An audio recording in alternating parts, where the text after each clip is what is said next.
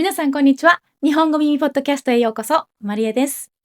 このポッドキャストでは皆さんの耳を日本語耳にするためにいろいろなことを自然な日本語で話していきます。今日は日本の働き方について話します。日本語耳ポッドキャスト。さて、今日のテーマは日本の働き方。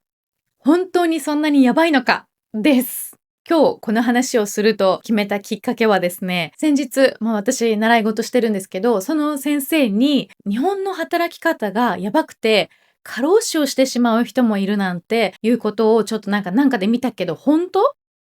ていうふうに聞かれたからです。私その時なんて答えていいかちょっと一瞬迷ってしまいました。本当だよって言ったらいいのか、でもそれだけだとなんか誤解を生んでしまうかもしれないし、かといって、いや、そんなことないよって言ったら、嘘になるし。ということで、今日はちゃんとこの話をしたいと思います。日本の働き方って本当にそんなにやばいのか、そして何がやばくて、今現在どうなのか、皆さんも思ってるんじゃないですか？日本大好きだけど、日本では働きたくはないなって思ってませんか？そう思っている人にも、日本で今実際に頑張って働いている人にとっても面白い話になると思うので、ぜひ最後まで聞いてみてください。トランスクリプトと英語の訳はウェブサイトから無料で見ることができます。単語リストや文法の解説が見たい人はリスニングマスタリーパックも用意してあります。ぜひ日本語耳のウェブサイトをチェックしてみてください。まず、日本の働き方の実態から見ていきましょう。日本人は残業が多いってよく聞くと思います。海外に住んでいると特に日本に対してそういうイメージを持っている人が本当に多いんだなと感じます。ズバリ言うと、日本人の実質の平均残業時間は月40時間と言われています。この月40時間という数字はサービス残業と呼ばれるタイムカードを押した後もまだ残ってした仕事の時間も含めた数字です。つまり記録上はもう少し少ない時間が残業時間として記録されているんですけど、日本の会社員たちが実際にした本当の残業時間は月40時間ぐらいだと言われてるんです。月40時間って聞いて、多そうだなっていう感じはするんですけど、果たして一体それがどんな感じなのか、少し想像つきにくいかと思うので、じゃあそれってどのぐらいの感覚なのかっていうのを説明しますね。例えば残業が月20時間だったら、だいたい1日1時間ぐらいの残業になります。これだと仕事の後にプライベートを楽しむ余裕は全然あるし、むしろなんか今日は早く帰れるイエーイぐらいの気持ちの人が多いと思います。平均と言われている月40時間になってくると、1日だいたい2時間の残業になります。これもやっている人はかなりいます。だいたいこのぐらいになってくると、自炊するのがちょっとめんどくさくなってきて、外食が増えるかなっていうぐらいですね。でも普通に頑張れる感じ。日本では飲み会とかにごめん残業で遅くなったって言って8時9時ぐらいから来る人っていうのは結構いるんですけど、その人たちもだいたい1時間半から2時間ぐらい、残業してから来ているわけですね。そして月80時間の残業をする人もいます。そうなると1日4時間ぐらいの残業をしていて、仕事が終わるのは夜の10時ぐらいです。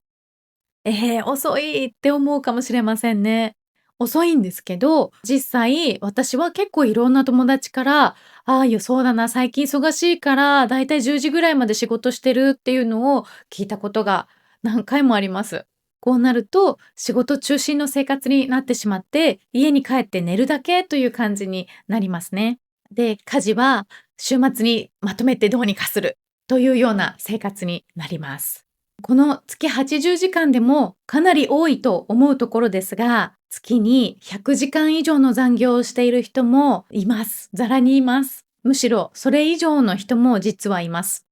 こうなると、ずっと仕事をしているような感じで、休みの日も仕事をしなきゃいけなくなって、体やメンタルの不調が出てくると言われています。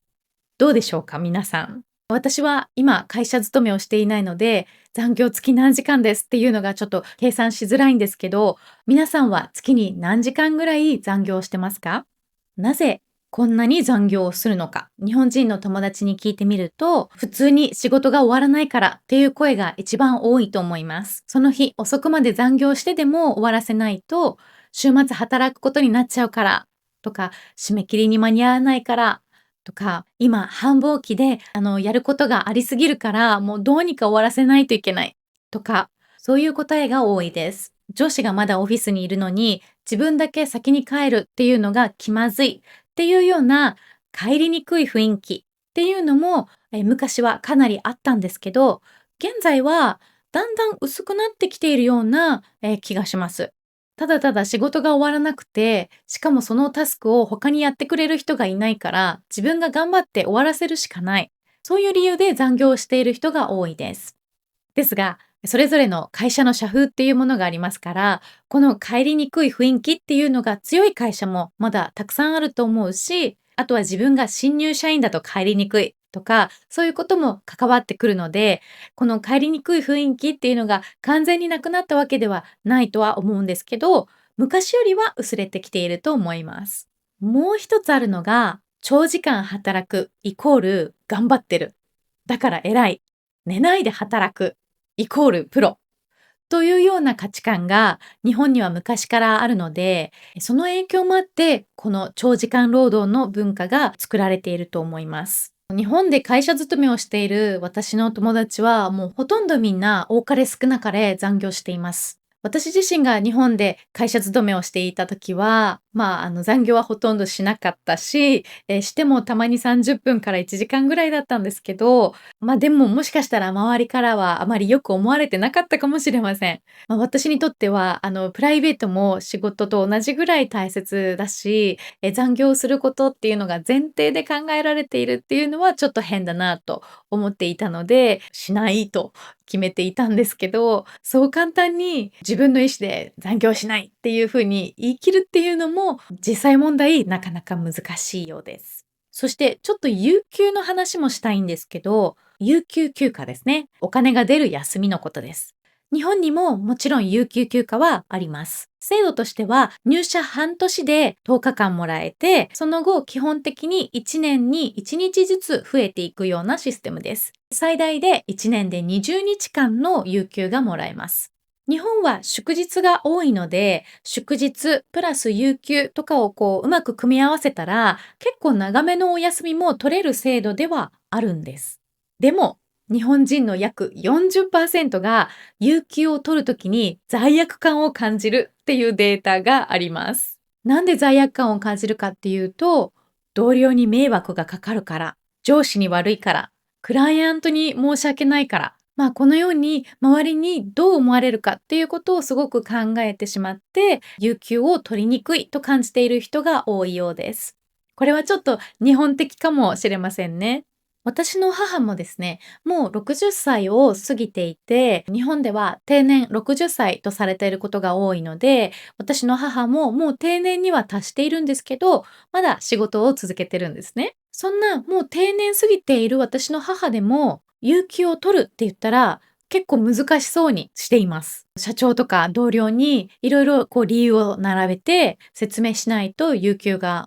取れないというか取りづらいみたいだし、しかも忙しい時期には、いや、やっぱり絶対取れないって言ってます。これはね、私のオランダ人の夫から見たら理解が難しいようで、なんで取れないんだろうねって、じゃあなんで有給があるのかねって言ってました。日本での有給が何なのかっていうと、有給を使って旅行に行くという人ももちろんいるんですけど、例えば子供の学校のイベントがあるからとか、どうしても平日しか空いていない区役所に何か手続きをしに行かなきゃいけないからとか、そういう理由で使うことが多いです。あとは、日本にはシックリーブ、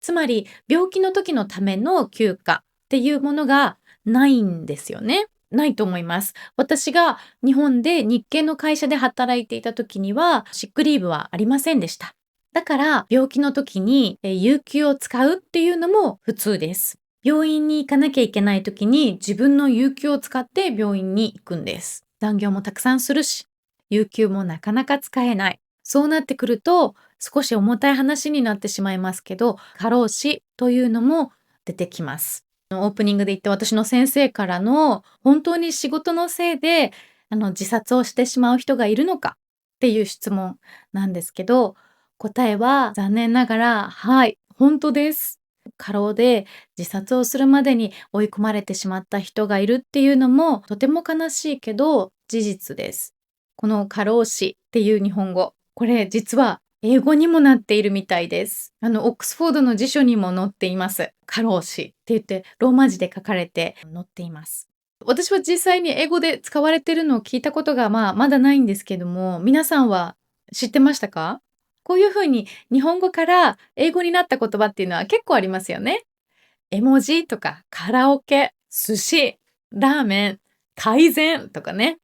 ここに過労死という言葉も入っているようです。日本語が世界に広まるっていうのは嬉しいことが多いんですけど、この言葉はね、ちょっと嬉しくないかもしれません。日本には過労死ラインっていう基準があるんですけど、月100時間の残業、もしくは2ヶ月から6ヶ月の平均で月80時間の残業。これを超えると過労死のリスクが高いというふうに、されています。月80時間の残業で10時ぐらいまで会社にいる生活、あれが危ないラインだよというふうに、言われています。じゃあ日本はこのままなのかっていうと、変わろうとは一応していて、2019年に働き方改革関連法っていうのが施行されて、残業の上限、リミットが法律で決まりました。原則月45時間まで、有給休暇も年に最低5日は取らなきゃいけないという義務ができました。これを聞いた時に、じゃあもう大丈夫だねって日本のみんなは一瞬思ったんですけど、でも実際の仕事の量は変わってないのに、同じ仕事の量を短い時間でやれって言われているだけなので、じゃあどうなるかっていうと、会社では残業していないことになっているけど、家に持ち帰って仕事するとか、カフェに行って仕事を続けるとか、残業が見えない場所に移動しただけになっているのが現状です。有給も確かにみんな少し取るようにはなったんですけど、有給を取る日っていうのを会社が指定するケースも出てきたようで、例えばお盆とか年末年始を有給扱いにするということが起こったりもしているそうです。もともと休みだった日をね、有給っていう扱いにして、法律を守ってますよっていう形を取りながら、結局実際の労働日数や労働時間が変わっていないっていうことが起きているんです。新しく制度ができたのに意味ないじゃんって感じですよね。一応は変わろうとしている日本なんですけど、今はちょっとまだなかなか変わりきれてはいないようです。でもね、少し明るいところに目を向けると、今の若い世代は確実に変わってきています。石の上にも3年っていうことわざがあって、このことわざの意味は、どんなに辛くても3年は続けてみてください。そうすれば、報われるからっていうような意味なんですけど、今時はね、もうマインドセットが全然違うから、ちょっとやってみて合わなかったらやめます。一昔前までは、転職に対してマイナスなイメージがあったんですけど、